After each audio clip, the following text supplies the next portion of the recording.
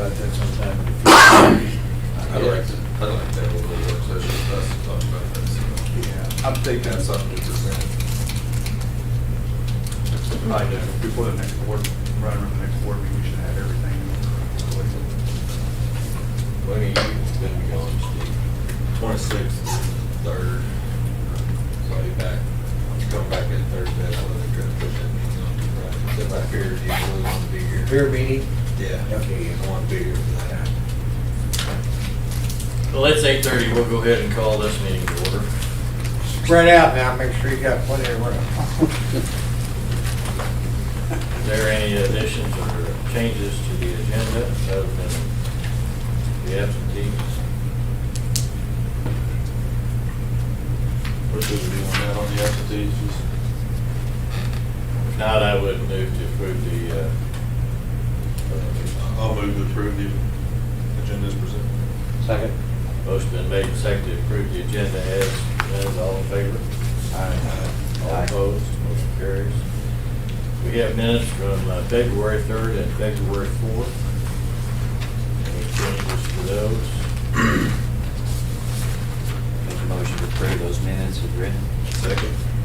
Motion been made and seconded to approve the minutes of February 3rd and February 4th meetings as presented. All in favor, please say aye. Aye. Opposed, motion carried. Looks like we don't have any visitors this morning. Guess we'll move right into reports. Doug, you get to be first, so. Good morning, gentlemen. Morning. I do have a couple action items for you today. Both of these are budget items. The first being convert overhead power lines and walkway easements to underground. We've been working on this project. I think we started about 10 years ago. We've been bearing services average about 20 or 30 a year. I think it's working well for with our outages and everything. Have definitely diminished because of the efforts we're doing there. The area of focus this year was going to be between K and North Drive, between Benton and English, and there's another area between Benton and Highland Court, south of College. It's going to be a total of about 40 houses if we get those all buried this year. It's going to be about 3,000 feet of primary and secondary conductors that will be burying. So with that, my recommendation is a motion to approve converting overhead single-phase lines and walkway easements to underground for fiscal year 2021-2022. Doug, I just have a couple questions. So the budget, 150, how much have we budgeted in the past years for this? Is this the same amount? That's the same amount, yeah. It's about the same amount. Yeah. And do you have any feel for when maybe these will be completed? I don't. We've got a lot of places, several areas over in this particular area here. Trying to focus in that area, make it down to Morrow Street. I know there's a lot of overhead services and things all the way down to there. Then the Potomac Hill subdivision, we'd like to get there. At the rate we're going, it's going to be several years. Just was talking to Jeff and trying to think of ways that we can speed this up a little bit, but it's difficult with the size crew. You dedicate one crew there for basically your summer months. You can't bury, it's difficult to do that in the wintertime. So you kind of focus in the summer months to bury all that. And it's to try to get two crews in there would be difficult with everything else going on. So we mainly focus one crew, but we are thinking about trying to, how to speed that up a little bit just because. And any new services you put in, you normally put those in underground? Depends on where they are. Right. Yeah, we will. If they're in some of these areas where we're going to eventually be, we'll go ahead and bury them. Yeah, at our expense. Thank you. Is this, he did pretty much that budget, Doug? That'd probably be a question more for Tony. I don't know how those end up, but I think Pretty close. Pretty close, okay.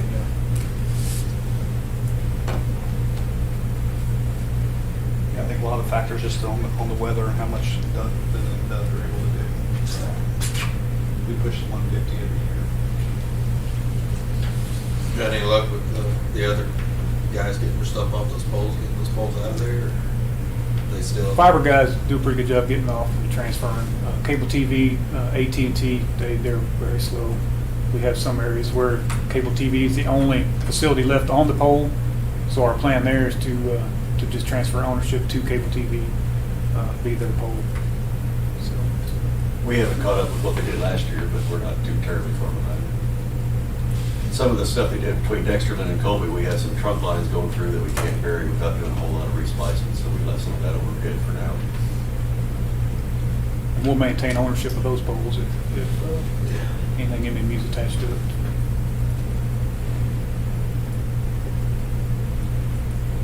I'll make a motion to approve converting overhead single-phase lines and walkway easements to underground for fiscal year of 2021, 2022. Second. Motion has been made and seconded to approve converting overhead single-phase lines and walkway easements to underground for fiscal year 2021, 2022. There's no additional questions. All in favor, please say aye. Aye. Opposed? Motion carries. Thank you, gentlemen. Thank you. The next item is gang-operated switches. These are three-phase gang-operated switches. We have about 10 of these in service now. We'd like to hang these on the north side of town. They're on 240, 65, and then another 240 in Miami. This is going to connect Miami Street Substation breaker feeder 402 with West Substation feeder 305. And this will help in power restoration or switching load. I know with CMAS where they are, and depending on what the problem is, we could switch that service to feed them to get their power back on a little quicker if we had switches like this. That they would be manually operated by line personnel. Why is that? It has to be manual? What's that now? Why is it manual? They Has could to be, they can be motorized, but it's going to take, fiber optic. We'll have to get power to the switches, and we'll need fiber run and some controls. And we have 2 switches that are operated now with over SCADA, but the rest of them, 8 of the 10, are all manual switches. These are kind of the, something happened. Yeah, switches. normally they're going to be open. One will be closed, one will be open. If we need to switch them, as part of maintenance or restoration, we just send a crew out as one operation from the ground. We don't have to set a truck up. There's an insulated pole that goes up, it connects to the switch. You operate the switch. Like I said, we usually hang those on tie switches that get operated a lot, so we don't have to set a truck up in traffic, put the outriggers down, go up, and one at a time close 3 switches when we're trying to tie circuits together and switch load during power restoration or just maintenance stuff. This way a pickup can pull up there, turn its flashers on, one operation with the handle, close all 3, drive down to the next one, open it, and we're good. So they're pretty high traffic areas. Yeah.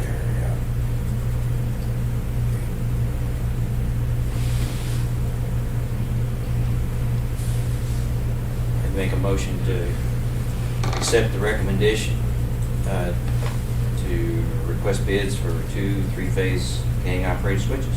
Second. Motion has been made and seconded to request bids for 2 3-phase gang-operated switches. All in favor, please say aye. Aye. Opposed? Motion carries. Thank you, gentlemen. Just a few updates. Southeast Substation project is moving forward. We're finishing up the switchgear installation. The electricians have just about completed the installation of the control cables and communication cables. Started energizing the cubicle heaters, came on, tested that. Started working on testing some of the breakers.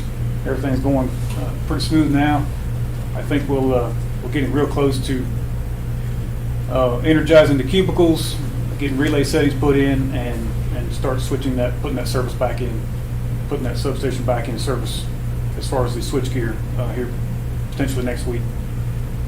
Still working with the engineer on oil containment. I did talk to him yesterday. They're having meetings today, talking to vendors and trying to nail that down for us.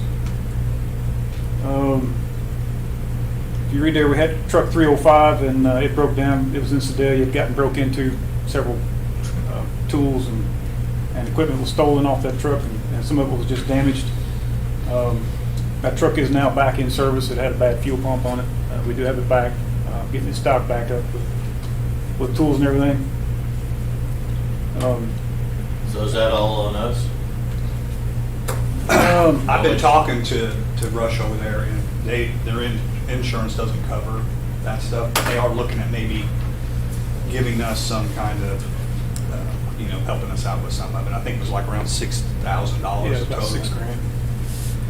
And so I've been in communication with, I don't know if they're going to get, I don't know, they don't have to technically give us anything, but I think since we do business with them, they are looking at maybe giving us some of that reimbursed, so that ain't got nothing all around yet. So if we take trucks over today, we just need to clean them all. Well, and we typically do, any loose item on there, Yeah. ladders, anything on the side, or copper wire reels or something mounted to the side. Anything that we can't take off, we will lock the bins on the tool body, but it was very easy for them to get in. They just took a pry bar, pried them open, and got in there. So when he used our equipment to cut the power to the gas station, Yeah, it's- and he stole 3,000 from the gas station. Sounds like the people knew what they were doing. Yeah. Doug, why would we take that over there to change the fuel pump? Can't we do that here? Well, first you got to diagnose it. We don't have anything to diagnose Okay. what was the problem with it. All we knew was it wouldn't start. That could be many problems. It just died on the road. We had to have it We actually towed. didn't know what the problem was. We had to have it towed. It towed over there. They've got equipment to test it. So we've been better off just getting our tools off there and unlocking the bins. Well, things are going to change a little bit moving forward. Yeah, we'll Yeah. take a little more effort and take basically all the hand tools, hot sticks, everything. We'll That's terrible, you have to do that, but it's just kind of is what it is. yeah. Might as well leave it open, leave the doors open Exactly. when it's there so they can see nothing. So they don't damage anything trying to get in. So. Yeah.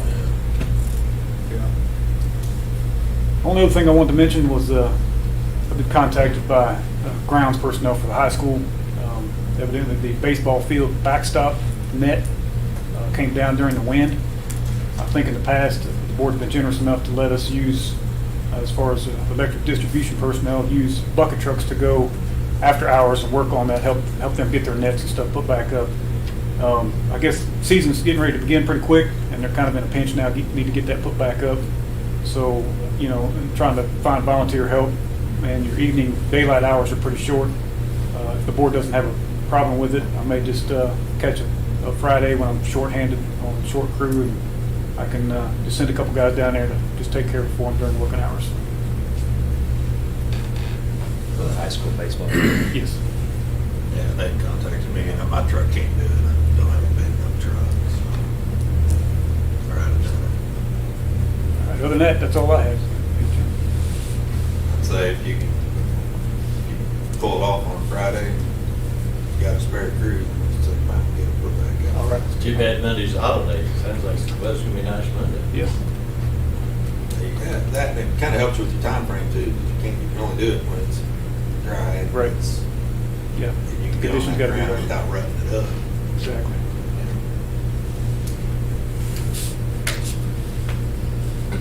Anything else for Doug? Thank you, Doug. Carl, good morning. Good morning, gentlemen. Carl, I do have one action item. It's just kind of a business thing, the NESHAP price testing, those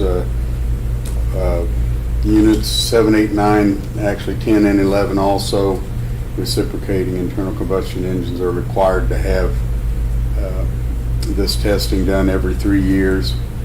And these 3 units is in the outlying areas at the wastewater and water plant are due to have that in May. A letter of intent to test needs to be sent to the DNR 60 days prior to testing.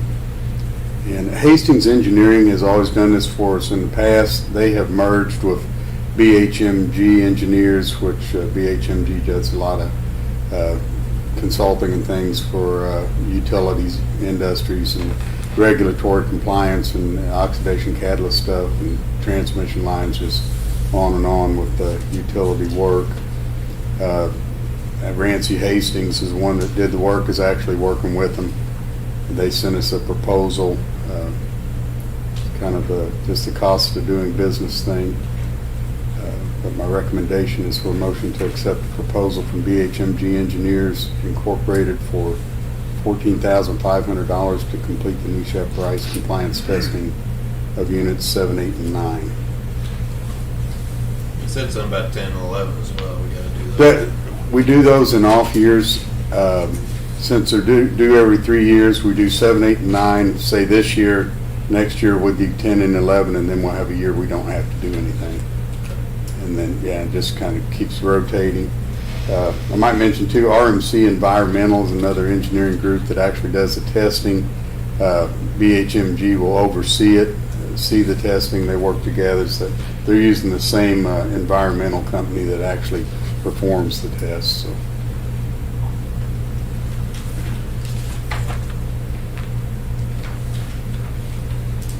I'd make a motion to accept the proposal from BHMG Engineers, Inc. for $14,500 to complete the NESHAP Rice compliance testing of units 7, 8, and 9. Second. Motion's been made and seconded to accept the proposal from BHMG Engineers, Inc. for $14,500 to complete the NESHAP Rice compliance testing for units 7, 8, and 9. There's no additional questions. All in favor, please say aye. Aye. Opposed? Motion carries. Thank you, gentlemen. Next item there, Unit 10 and 11 generation. Last year in February, the Winter Storm Uri, we had an issue in our operating permit. It states that if gas is curtailed, that we can run straight diesel fuel.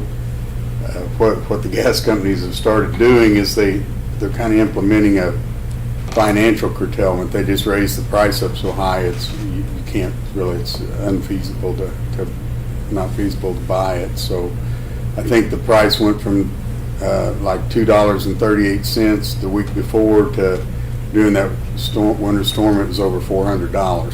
So it would have been $6,000 or $7,000 a megawatt to try and generate with that gas. So the fact they didn't say we were curtailed left us in a position to where we couldn't operate those units on diesel. And so I've been working with TRC Environmental and the DNR. The DNR has told me that gives them room for discretion to possibly give us permission to do that. The engineers are telling me, well, they can do that, but the Environmental Protection Agency's over the DNR, so they can still come back and say, well, you're still bound by your emissions limits and those kind of things. So I'm still looking into that. Possibly will retain TRC's services to do some modeling and calculating potential emissions, possibly recommending any kind of controls that we could use for the best available control technology, and evaluating the potential emissions and that kind of thing. So if we get, and I think, it's not something that happens all the time, probably not even every year, but I do think it's something that'll happen again. Sometime in the future, we'll get in that position again. So if we could have ran those during the winter storm, well, one thing, there were 3 million people without power, so it would have helped, 6, 8, 10,000 people, but also financially it would have been beneficial to us too. It would have doubled what we generated that week, and that was a pretty good week as far as generation and the finances from that. So still digging into that. It's possible, like I say, I'll get a proposal from TRC and move forward with looking into that a little deeper. Question, Carl. Yes, sir. So if those units would have been run, we would have possibly been subject to a fine, is that, or? Yes, because in our present operating permit, it says we can do that in the event gas is curtailed. And I remember, just a few years back, the gas companies would call you and say you're curtailed off gas, you can't have any, you can't buy any, don't use any.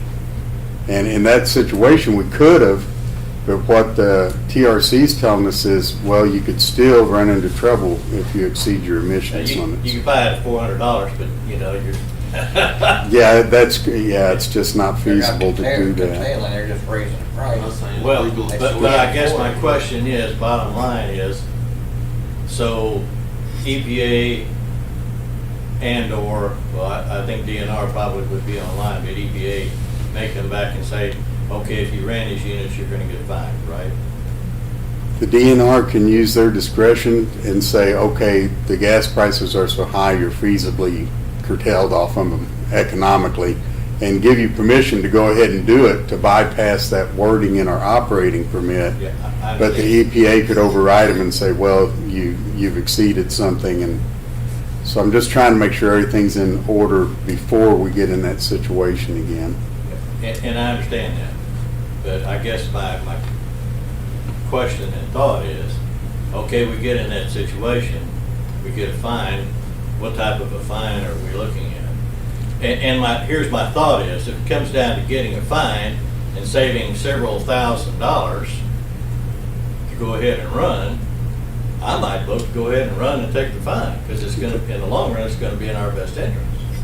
And that could be something I could ask TRC if they could come up with those numbers. I really don't know what those would be. Some things are very costly, other things it may be feasible to do that. One of the items, the next thing I had on the miscellaneous with the Tier 2 reports, for instance, if that report is not turned in before March 1st, it's $39,000 a day. Oh. Fine. So, that's, you know, some of those things can get very expensive, and I have no idea where we would land at on that, but I can try and find out. We don't allocate our gas, do we? I mean, we buy it just as we use it. And here's my point. So, previous experience, we allocated how much gas we were going to use each month, and then we put that out there.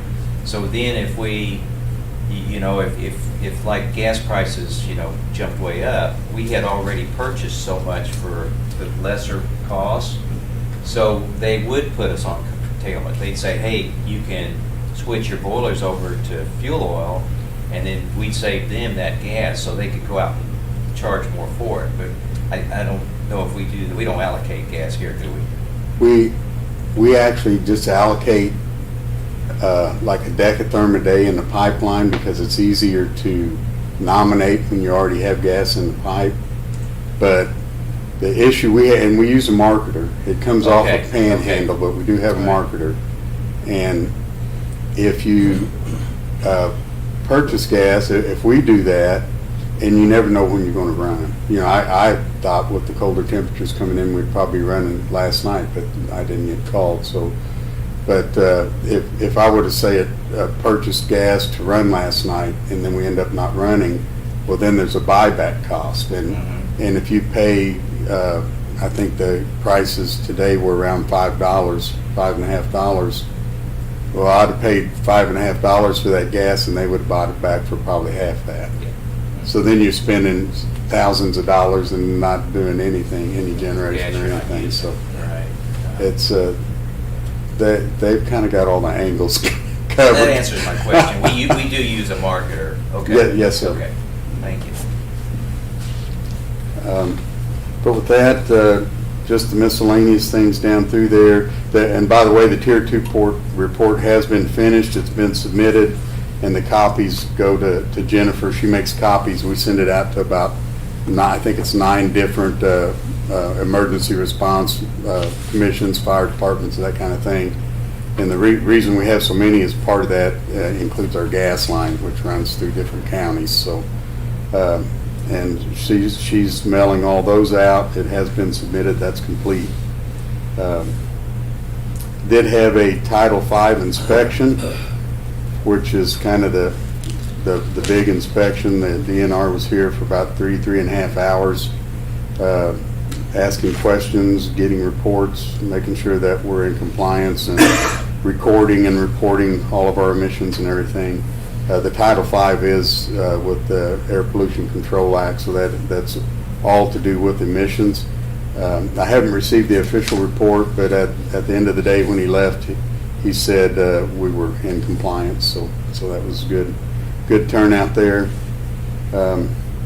Still working on other government reports, and we did generate some with Unit 6, 751 megawatts there over the course of a few days. And just other work there, shipped out a little cardboard and paper. Cardboard prices are $170 this month. So they're still up there a little bit, and still dealing with being a little short-handed. I think everybody's got that problem anymore, sicknesses and different things. So. But that's all I have. Be glad to answer any other questions you might have. They were getting on those grip paddle drive motors, getting them off. So that is complete. I think they were waiting on a coupling for one of them to couple the shaft together, but They haven't been installed yet. What about the reconditioned intercooler on Unit 10? Did it get installed? they have kind of strung us along on that. We haven't received them yet. I think they're saying next week again. They've kind of drug us along a little bit on that. It's taken longer evidently, and it almost seems like the normal way of doing business anymore is everything's getting kind of drug out there. But we do have them ready, everything ready to put them in when we get them. It shouldn't take a couple days to get them installed. So we're hoping for next week. Yes, sir. Anything else? Thank you, Carl. Thank you. Travis is not here. It doesn't look like there's much in his report. So I guess we'll move on to Jim. Morning, Jim. Morning, Jim. Hopefully you all have a memo in front of you. We opened up fiber blowing equipment bids, proposals Tuesday afternoon. We got 6 responses, several of them included multiple different models.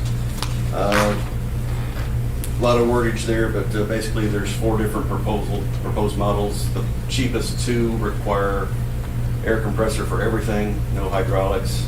Our air compressors we borrow from Grant are on the low end of the range, so we don't think that that's probably going to be the right option long term unless we have to buy another air compressor. The high dollar option was for cable trailer that had a fiber blowing attachment. A lot of good things about that, but we already have cable trailers that we can borrow from Doug. There's a few other benefits, but the blowing machine itself looks like a pretty basic model that doesn't have a lot of features that would be useful. So the 4th option would be the Conduct's GS400. That's the model that we had demoed a couple weeks ago. We used Grant's air compressor for that and Doug's cable trailer for that, and everything on that end worked all right. So that's our recommendation, is to go with the GS400, I believe, from Interduct at the $34,000 price range. I know you've done a lot of due diligence on picking these out. I think this is the best one out there for you. I think it's probably the best machine out there available. So I do like the cable trailer option, but it's a good deal more money, and the machine is not quite as featured. You're gonna be stuck with this thing for a while. So How much I'm more you money? get what you want. The cable trailer option would be $55,000 to $60,000. We might have to buy another cable seal that wasn't included, but roughly $55,000 to $60,000. So it's about $25,000 more. Yeah. We do have a cable trailer in the budget for later this year, but as long as we are able to keep using Doug's, we probably won't even use that money.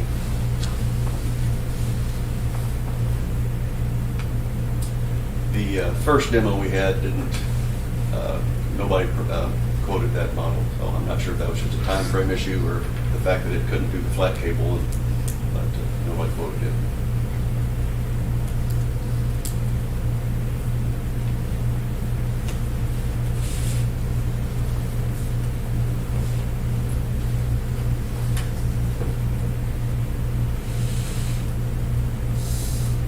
So eventually, would you want an air compressor too, if you want?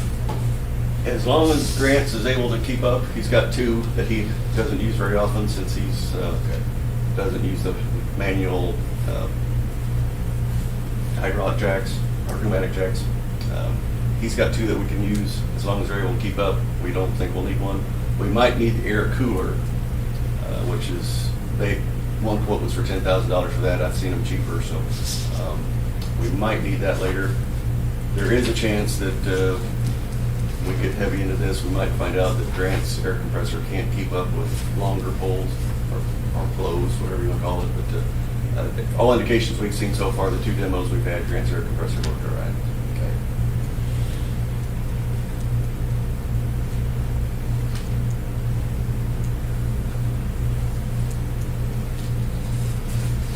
Next meeting's the 4th, isn't it? Yeah. Yeah, the only thing is, and I understand the lead time's an issue, but, you know, I'd kind of like to see this stuff before, you know, today, have a chance to review it before we vote on it. Chuck, I'm thinking the same thing. Yeah. Like a little more time. And I really appreciate Jim, all the work you do. Oh, I do too, yeah. Uh-huh. It's not that, it's just like, look at that just a little bit more, if that's Yeah. possible. Is that okay with? Yeah, we kind of gave them short lead time to get the stuff back so we could get it sent out, because we're looking at middle of April now, so if we wait another couple weeks, we're looking beginning of May. So I'm kind of hoping that their 8-week lead time was conservative, because Yeah. there's a liquidated damages in there, so they probably possibly could have just extended it out just to be safe, but yeah. What do you guys, Steve, how do you feel? I don't know, he's done a lot of Done a lot of work. Tested it out for It's fine by me. a month and a half. If you want to wait, that's fine by me. Yeah, but I don't wanna put you guys behind either. Will the price change over the next, is there a set? It's probably 30 days. So you're probably firm for 30 days. I'd have to double check, but that's probably what.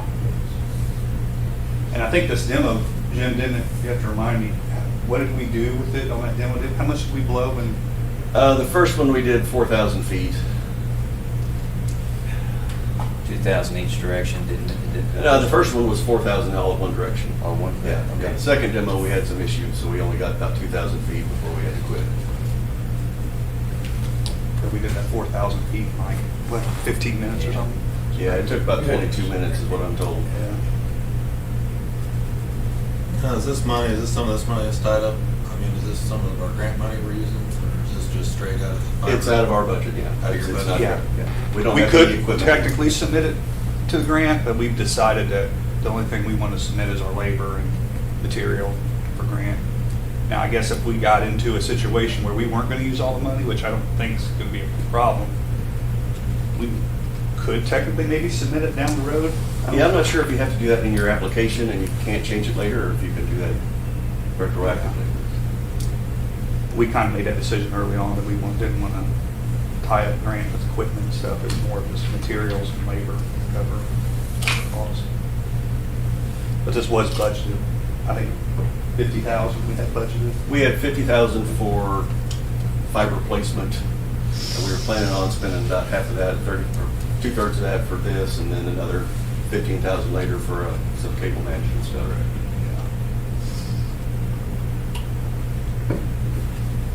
You kind of asked me a question of what I thought about it. You know, unless I'm going to go out there and watch the demos and look at the equipment, put my hands on it, then I'm going to have to trust my partner and make Oh, the yeah. decision. Not that I don't trust, I just, there's a lot of information in here for an old guy. Too old. Yeah. No, it's not that I don't trust Jim. I agree, I trust, Jim's. I'd just ask if we, in the future, if we could get them quicker. Yeah. Yeah, we just opened up bids on Tuesday, or proposals Tuesday afternoon, so. Okay. Jim, my only comment is I really want you to get what you need and what you want. And I really don't, I know you're trying to be prudent, but to use other people's equipment, I'm not liking that much. If you need it and can afford it, go ahead and get it. for, for your crew. Well, then after the grant process is done and after you've completed,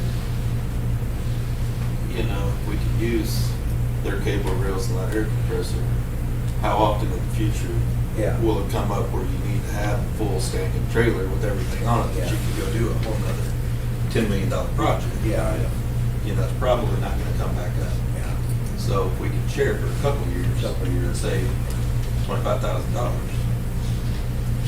it's not a problem. And I haven't seen Doug raise an eyebrow about borrowing that.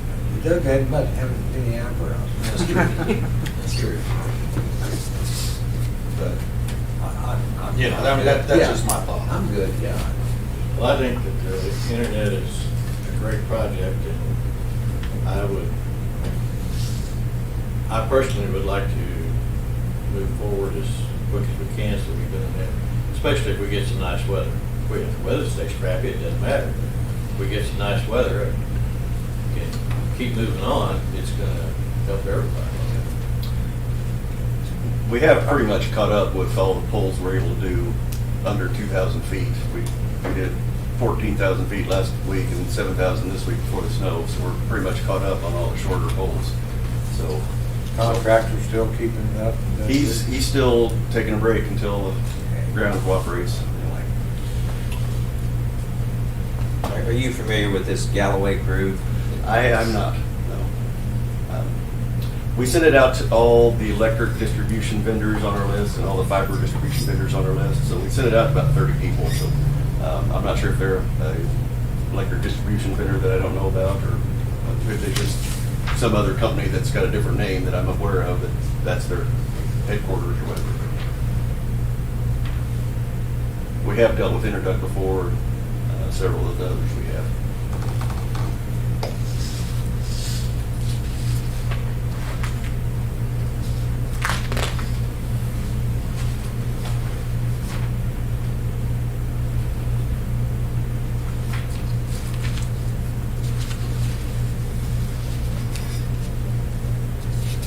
What's your pleasure?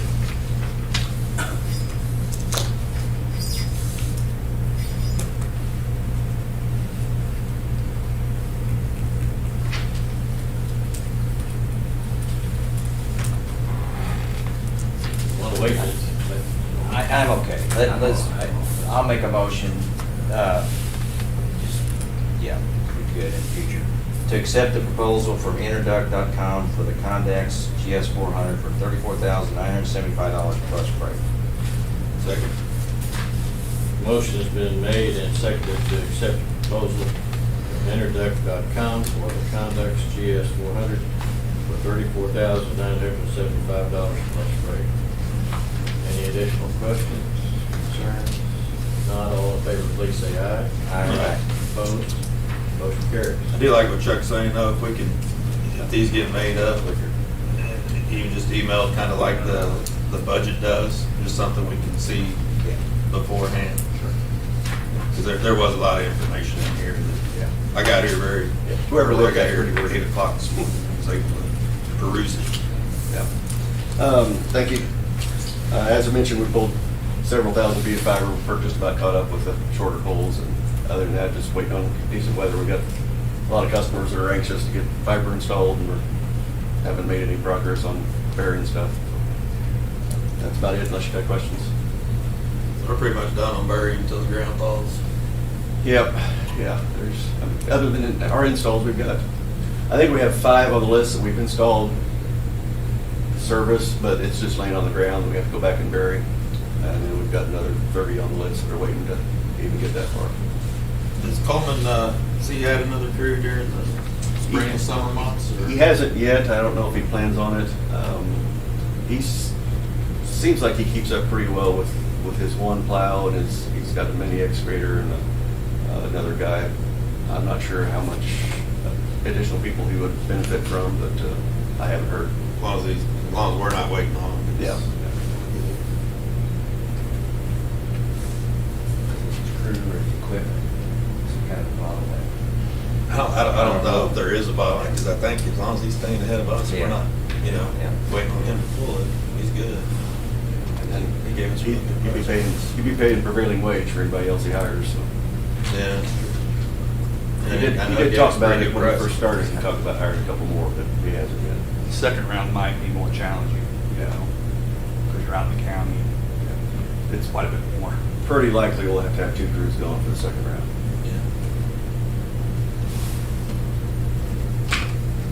Anything else for Jim? Thank you, Jim. Nolan? Morning. Morning. On the aeration project, talking with them this week, they are planning on being here hopefully the week of the 28th or the 7th.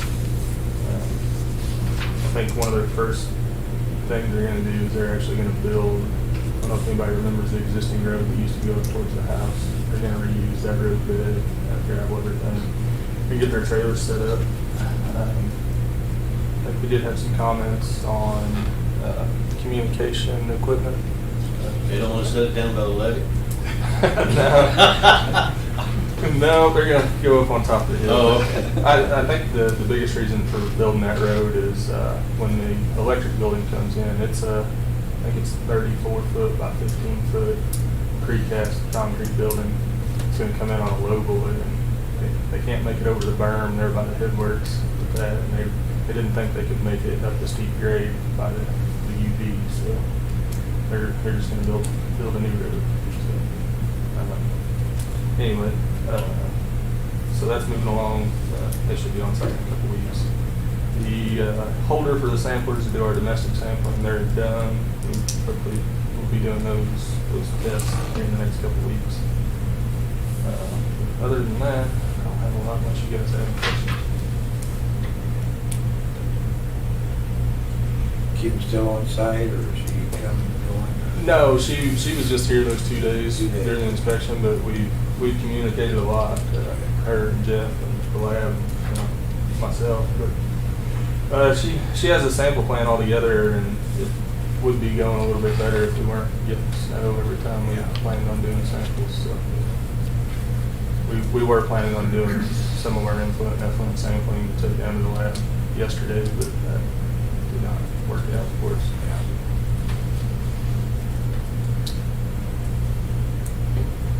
Any other questions for Nolan? You think you're gonna get your grip paddles off, Karen? I think really the biggest thing will be getting task guys down there to redo the conduit and stuff to wire those motors. Still need to get some lights. Not all the lighting is working in the basement since the flood. We need to get those replaced, but hopefully in the next few weeks. I don't think it's gonna flood anything soon. Let's hope.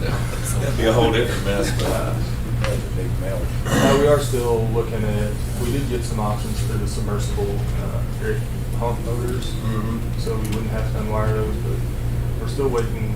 The two companies that we were looking at, we still need those guys to be on site and actually look at our piping to make sure we're not gonna have to change, the volute or the stand or anything out. Hopefully, we just need them to look at it and see if their pump's gonna go in the existing hole or if there's gonna have to be some piping changes.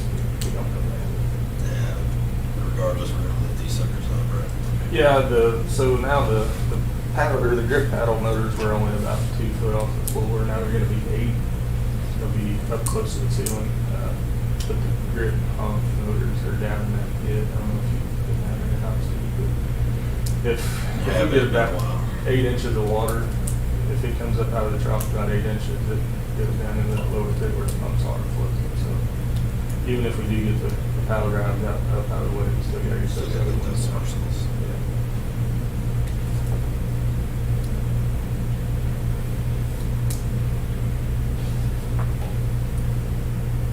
Anything else for Nolan? Not, thank you, Nolan. Megan's not here. I don't know whether you'll have any questions regarding Megan's report. If not, I guess we'll go to Tony. Morning. Morning. I don't have a lot there. We did have USDA down on the 10th and 11th. They were here to kind of go through, kind of audit our process. They went out, wanted to, Jim took us all out and showed us, they wanted to verify some of the stuff out in the grant. Overall, I think it went really well. We did have, typically, I think, when they do that, there's only about 2 or 3 that will come down. The field accounts will come down and look at the financial side, and then Chris Collins will come down and go out with Jim and verify areas in the grant.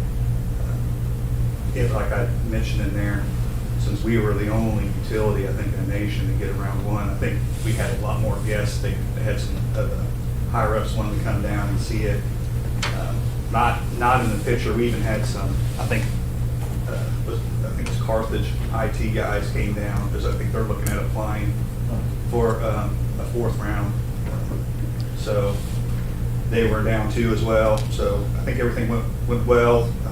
We should be submitting our first 4 areas here in the next few weeks to start looking at getting some reimbursement.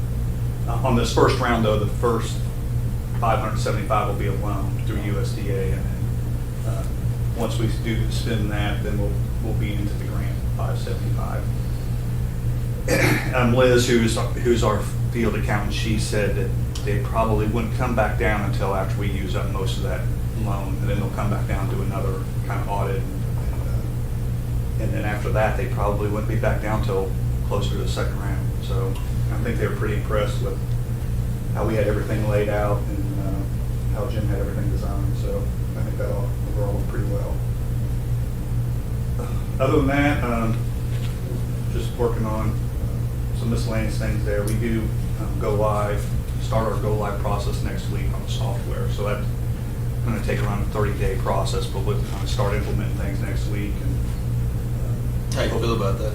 pretty good, I think payroll, I think, has been the biggest challenge, converting everything.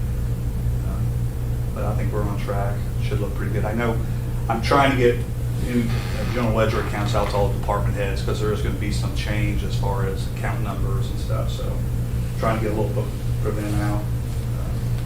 But no, I think it's going to be good. So other than that, I don't have much else unless you guys have any questions.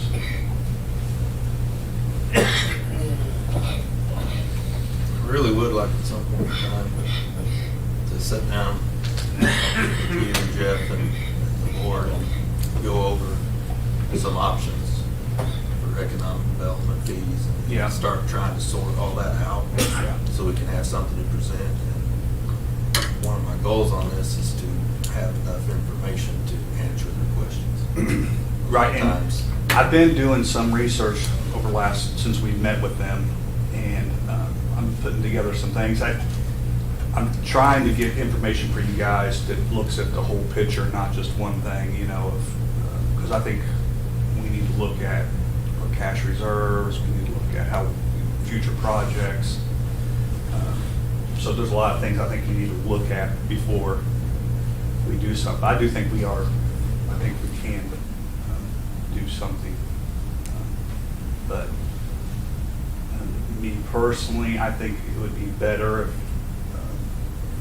we did something on the board side, whether that's set up a special fund on the utility side, and then at the city. This is just my personal thinking on it. And then if the city has a need and they could, and we have money in that account, then they can come request it, and the board could be on board with it and release those funds. I think it's just an easier way. But I'm still gathering information, so I'm trying to get all the information. I know Jeff's been trying to get a hold of Richard too to get some, because we haven't. I don't know if Jeff's talked to Richard. I know he was trying to reach out to him this week again. He'd emailed him, and I think he hadn't heard back, so he was trying to get a hold of him by phone. But I have been looking at the city of Lebanon, trying to get together some information to give to you guys. Hopefully here in the next week, should have something put together. But It'd be nice to wonder if we can't do something, maybe that, I know I'm trying to take up everyone's committee Friday, that next Friday meeting, but, yeah, I know they're gonna, the peer review's gonna be submitted to the council that Monday. You think the peer review will shed any light on? I think so. Yes.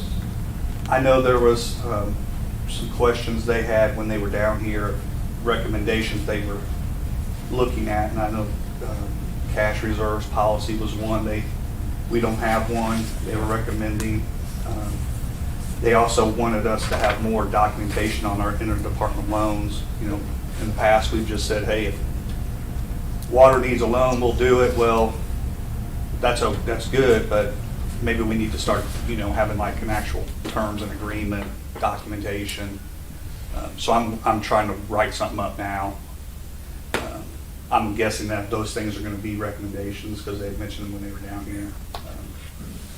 And then having our insurance evaluated to see if we're underinsured or overinsured, and how that would apply to our cash reserves. And so there's a lot to look at before we just say, hey, let's do a 1% or 2% economic development fee. I think we need to look at a lot of other things and then try to implement something. So As far as interdepartmental loans,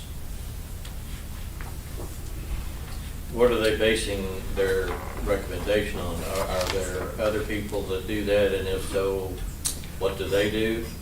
there is, I don't know what their recommendation is, but the CFO down there at MPUA was saying that sometimes it can appear, if you're doing a lot of interdepartment loans, which we don't do a lot of them, but really they're saying that a cash reserve policy would really be better because the departments that don't obviously have the reserves to cover those funds.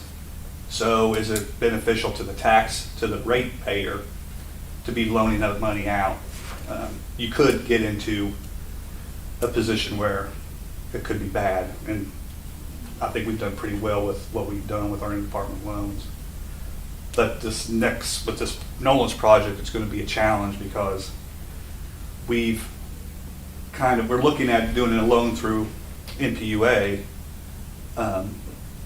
but with ARPA, we don't know. Right now, ARPA's saying that you can't use ARPA funds to pay back debt. Well, if we take out a loan for the wastewater plant and we can't pay that back, use ARPA to cover that, is it better to use cash reserves out of electric until we find out about ARPA, and then if for some reason ARPA says you're not getting any ARPA funds, okay, now we take the loan out, reimburse electric back what we've used up of their reserves, and then start paying the loan. Because I think you guys saw in the disbursements, we're at $2 million of a $9 million project, and we're not going to know. I think in Jeff's section, we aren't going to know till June or July. Well, I know the board kind of talked about doing a $3 million loan into an interdepartment loan. We might use that up here in the next month or two. Have people received county received their ARPA funds? The city received theirs, or do you know, Tony? I don't know. I think Maybe the they county did. did hand out some ARPA funds earlier. I thought the city was going to get about $2.3 million, and of course that's divided into 2 years, I think. I think the city received, I know the city receives 200-some thousand in economic development from the county. Yeah. And I do think they are getting ARPA funding, but I don't know if they've received it or not, I guess. I do know they're supposed to get some funding where they could use for For certain their things. like sewer. Sewer. Yeah.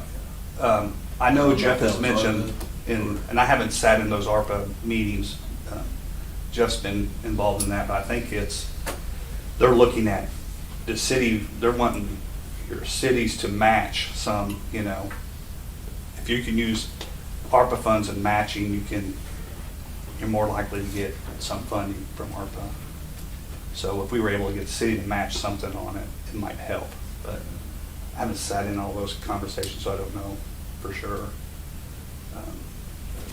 But me and Jeff talked last week, and we do want to look at trying to do something. We want, obviously, to do some economic development benefit, but there's a lot of questions to look A lot at. of questions. We do give 30,000 MSDC, so are we going to continue to do that? And are we going to look at? There's just a lot to look at, so I'm trying to get all the information for you guys to look at it all together. And I think Lebanon, City of Lebanon, their reserves is they want to put anywhere from 30 to 50% of their net income back into reserves. And, you know, the pilots are different, they're, you know, what they contribute to the city's general fund is 17%. The utility contributes 17% of their pilot goes to the general fund. Ours is 33%. Go, you know, so it's just a lot there to look at. So, and I think we're on board of trying to do something, but I think we have to look at the end of the year, is it based on our cash flow, our reserves, policies, and, you know, projects, we're good. Okay, now let's set up a formula, say how much of this do we want to put in economic development. And I think the best way to do that would be to put it in a fund in the utility, and then when the city has a need, whether that's to buy property or they come to the board and say, hey, we have this economic development need. We think it's good. It's obviously going to benefit the utility too. Then I think the board says, okay, we're in agreement. We think it's great. Here's that money and utilize. That's just kind of my initial thoughts. If we do this, that we turn that money all over, or they collect that money, that's up to them what they use it for, isn't it? Basically. Well, I think if they want us all be on board, I think the best way is that way the board's in the know of what's economic development's going on. I know in Lebanon, from just looking at their budgets, it looks like they loaned economic development money to build a building for a company coming into town to lease. And so the city's paying back the utility to pay that, you know, but they brought in a building, brought in 200 some jobs, you know, so Yeah. There's a benefit there. Oh, yeah. But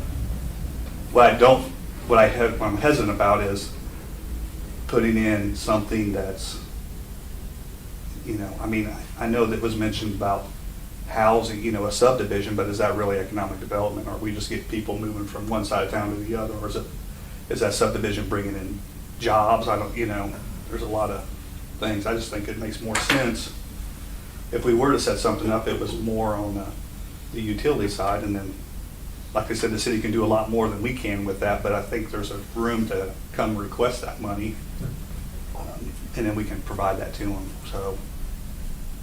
But, I mean, like I said, it might make more sense when I get more information in your all's hands, and you guys can think it through.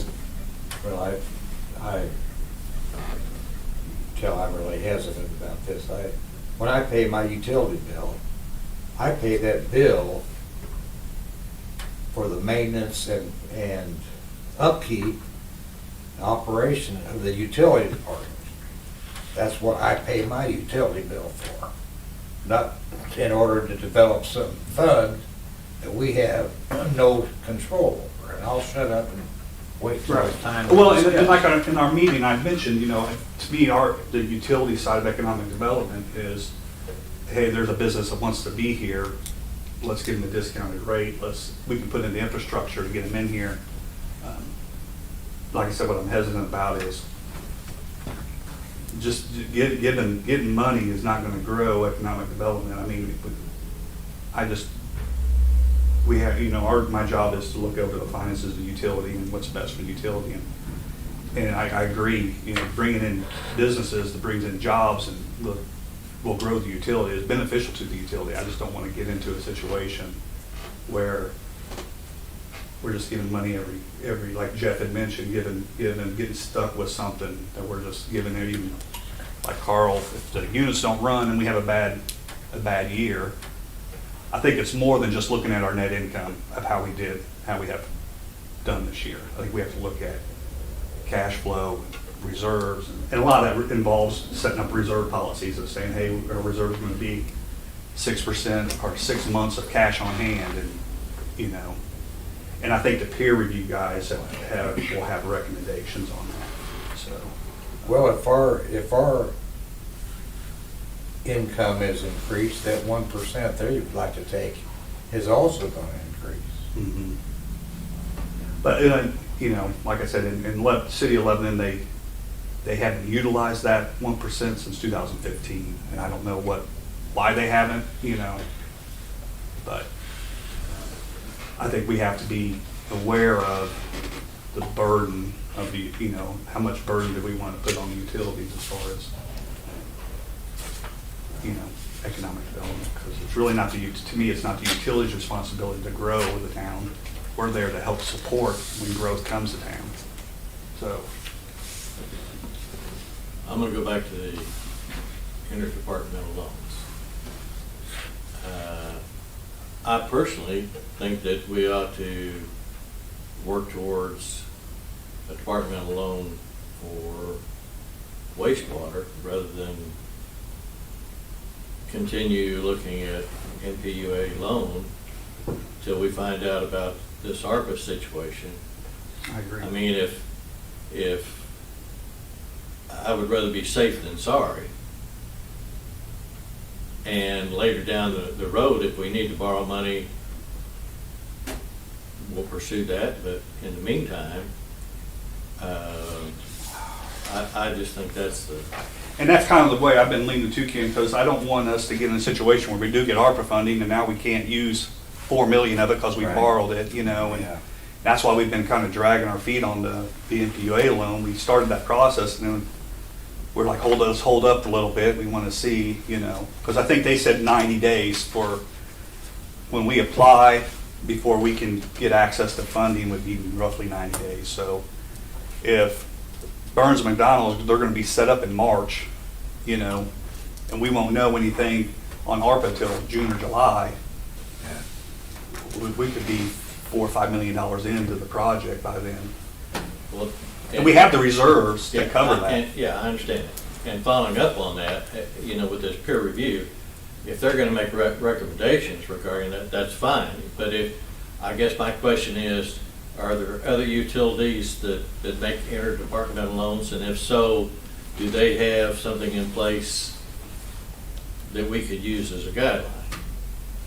Does that make sense? Yeah, no, yeah, totally makes sense. Okay. And I think when we did the cost of service study with TOES on the electric side, we factored in, hey, we want the ability to still do some interdepartment loans. And that's where they came up with a $15 million reserve. And so right now we have $10 million in reserves. We have $6 million reserve, insurance reserves. So do we look at all that together, or do we have separate insurance reserve policy and then like reserve policies to say, hey, those reserves need to be 6 months of cash on hand? And well, if that's the case, then at our electric side, we're right where we need to be. It's at $10 million, $6 million of cash on hand. But what about the insurance reserve, you know? And we're seeing that right now with FEMA down at Nolan's, you know, they're only giving us $60,000 for the 2 trucks. So, you know, now we're going to spend, which we accessed that $500,000 insurance reserves to cover those costs, but now we're only going to be reimbursed $60,000 for to $200,000 that we're going to spend on trucks. So, but I think we're learning. I know Jeff had made a comment. We're learning that you can't rely on FEMA to reimburse your costs because it's just not, you know. So, are those insurance reserves enough? Are they high enough, or do they need to be higher? So I think there's a lot of things that we need to look at before we just say we want to do a 1% or 2% in our economic development fee. So I'm trying to gather all that stuff up.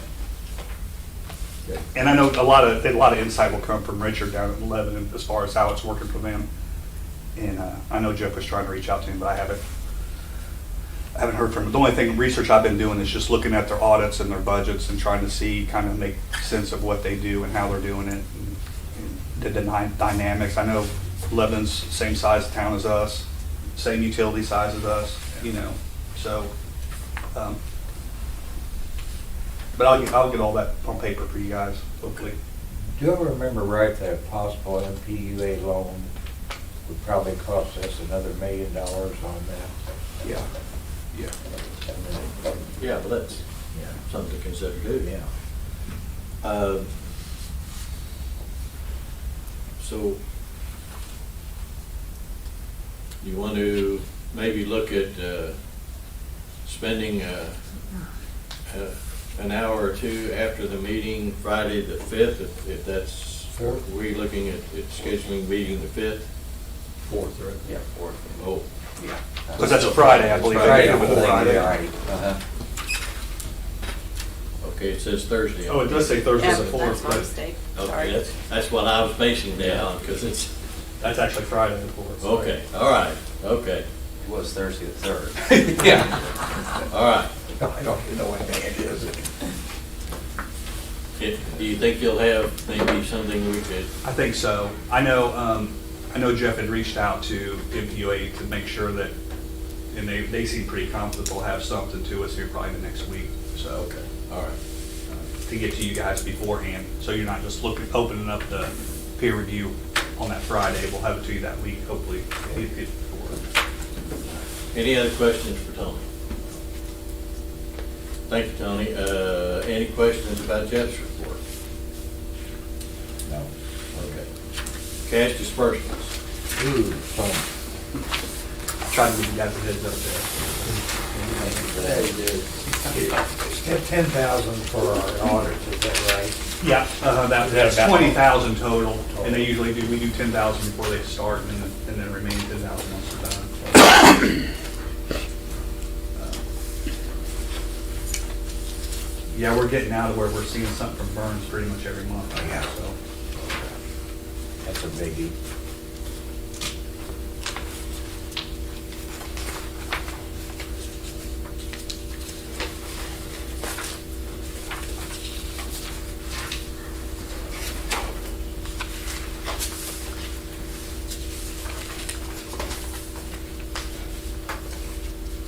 Stevie, when are you taking off again? 26th. Be back the third. Is that a Wednesday or? It's Thursday. I'll be back Thursday. Tony, on these disbursements, the various. Well, I can't figure out what day it Like is. year to date, what we've spent. What we spent with that vendor? Uh-huh. Yeah. Yeah. Is there one you want to see? It Or is- I didn't know if he had it. Oh, I don't know how much trouble that'd be. no, not at all. Okay. If there's a specific vendor? No, I just in general. Oh, just in general, Uh-huh. of all the vendors we use? Yeah. Yeah. What their year to date. Yeah.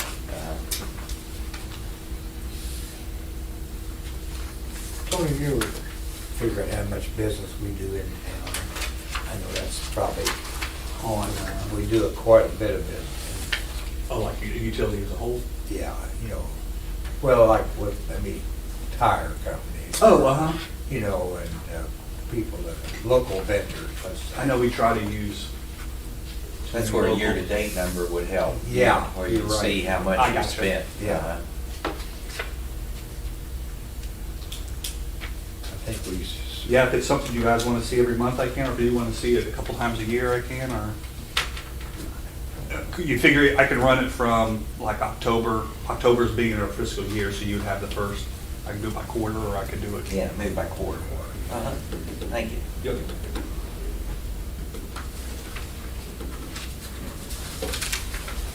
Make a motion to pay the bills.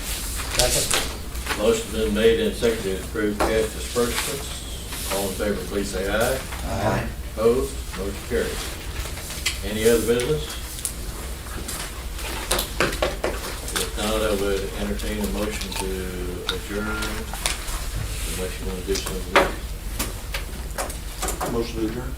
Second. Motion's been made and seconded to adjourn. All in favor? Aye. Jim, I love your pictures. You kind of stand out there. See you Friday the I didn't 4th. realize it was on there. Sir.